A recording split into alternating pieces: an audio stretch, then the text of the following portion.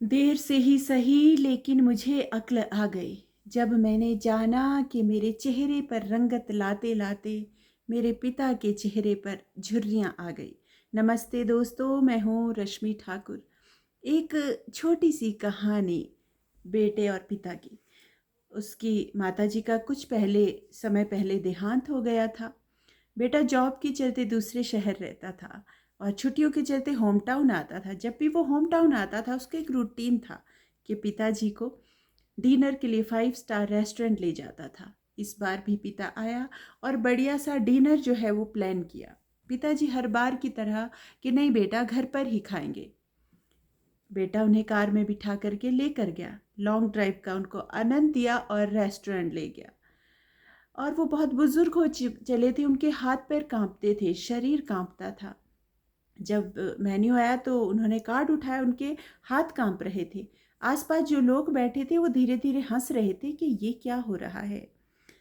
उन्होंने सब्जी और दाल मंगवाई। खाना खाते खाते हाथ उनके कांप रहे थे। सब्जी उनकी टी शर्ट पर गिर गई। फिर से लोग हंसने लगे। धीरे धीरे ये हो रहा था लेकिन समझ में आ रहा था कि लोग मजाक उड़ा रहे हैं।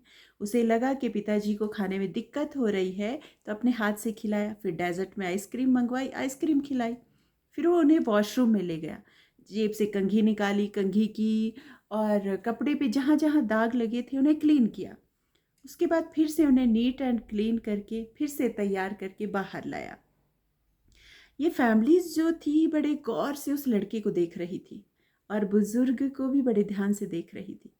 वो लड़का फिर रेस्टोरेंट में जो बिल था वो पेमेंट किया और डोर की तरफ गया, दरवाजे की तरफ जाने लगा तो एक अंकल के चिल्लाने की आवाज़ आई कि बेटा सुनो। उसने मुड़कर देखा कि एक अंकल कह रहे थे कि बेटा तुम्हें नहीं लगा तुम कुछ छोड़कर जा रहे थे? नहीं, पॉकेट में फ़ोन भी है, पर्स भी है, कुछ नहीं छोड़कर जा रहा हूँ। नहीं बेटा, तुम दो चीज़ें छोड़कर जा रहे हो। यंगर जनरेशन के लिए सबक छोड़कर जा रहे हो कि अपने माता पिता से कन्नी मत काटो, उनसे दूर मत रहो। और बुजुर्गों के लिए एक उम्मीद छोड़कर जा रहे हैं कि बच्चे ऐसे भी होते हैं जो बुजुर्ग माता पिता का ख्याल रखते हैं। एक छोटी सी कहानी है ये जो सिखाता है कि बहुत बहुत सारे लोग हम अपने बुजुर्ग माता पिता से कन्नी काट लेते हैं। शर्म आती है हमें उनके साथ बाहर जाने में कि घर पे बैठे रहेंगे। हमें इग्नोर करने की आदत पड़ गई, हमें चिढ़ होती है अपने माँ बाप से।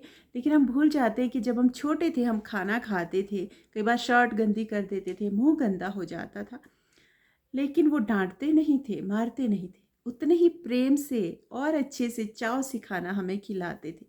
तो उन दिनों को मत भूलो, अपने बुजुर्ग माता पिता का ख्याल रखो, क्योंकि ये समय आपका भी आएगा। इस समय से कोई बच नहीं सकता।